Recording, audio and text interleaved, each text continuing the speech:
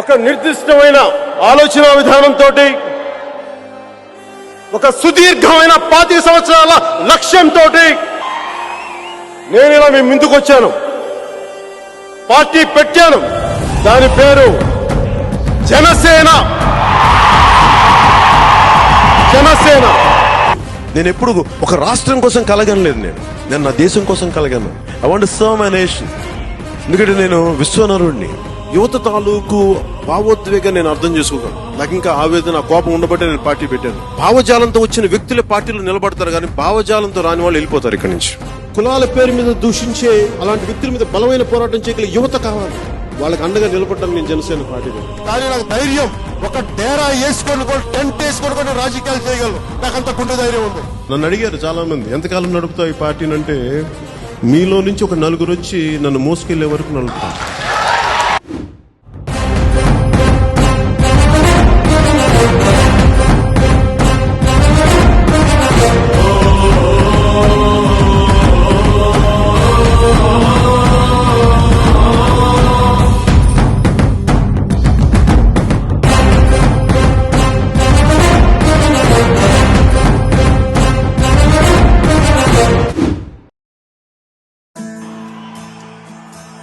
కొణిదెల పవన్ కళ్యాణ్ అనే నేను ప్రజలందరికీ న్యాయం చేకూరుస్తానని దైవ సాక్షిగా ప్రమాణం చేస్తున్నాను.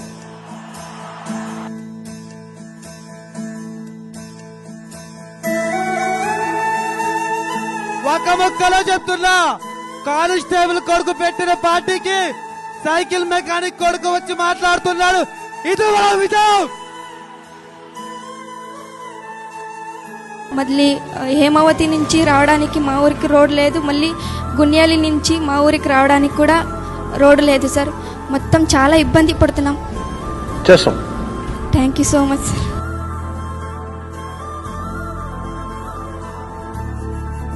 ఇంతకు ముందు చీకట్లో ఉండి కొవ్వొత్తులు ముట్టించుకొని కొంపలు పెట్టుకొని కొంపల్లో అన్నం తినేసి పిల్లలకి చాలా ఇబ్బందులు పడుతున్నాం సార్. ఇప్పుడైతే 2020 నాటికి పవన్ కళ్యాణ్ గారు వచ్చి, ఉప ముఖ్యమంత్రి గారు వచ్చి మాకి కరెంటు ఇచ్చి ఎలుగునిచ్చినందుకు పవన్ కళ్యాణ్ కి ధన్యవాదాలు సార్. ధన్యవాదాలు. వేరే లెవెల్ ఉన్నా సార్. వైజాగ్ సిటీ లాగా ఉంది సార్. మీకు చెప్పాను సార్ ఫస్ట్ లో. ఇద్దరు తమ్ముళ్ళు అన్నీ ఎప్పుడు మీరు రాఖీ కట్టించట్లేదండి. ఈ రోజు నుంచి రాఖీ కట్టింది సార్. మేము ముగ్గురు అమ్మాయిలు. చాలా సంతోషం. అదండి, నాకు అన్నదమ్ములు గట్ట ఎవరు లేరండి. ఇదే ఫస్ట్ ర్యాంక్ అంటించుకోండి.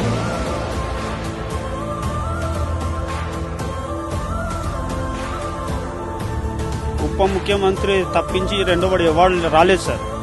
అది మరి మేము ఓట్లు కూడా వేయలేదు, కానీ మాకు గుర్తించి ఏజెన్సీ గిరిజనులకి ఈ పల్లె బాట అనేది మనకు చేయడం జరిగింది సార్.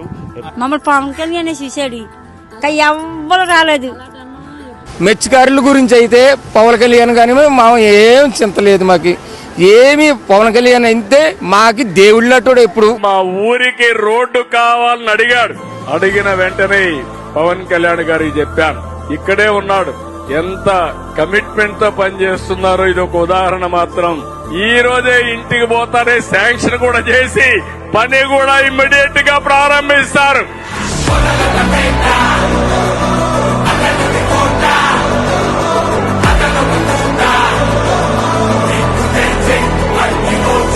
పంచాయతీరాజ్ శాఖ అని ఒకప్పుడు అనుకునేవారు సార్. ఇప్పుడు పవన్ రాజ్ శాఖ అని పిలవాలనిపిస్తుంది.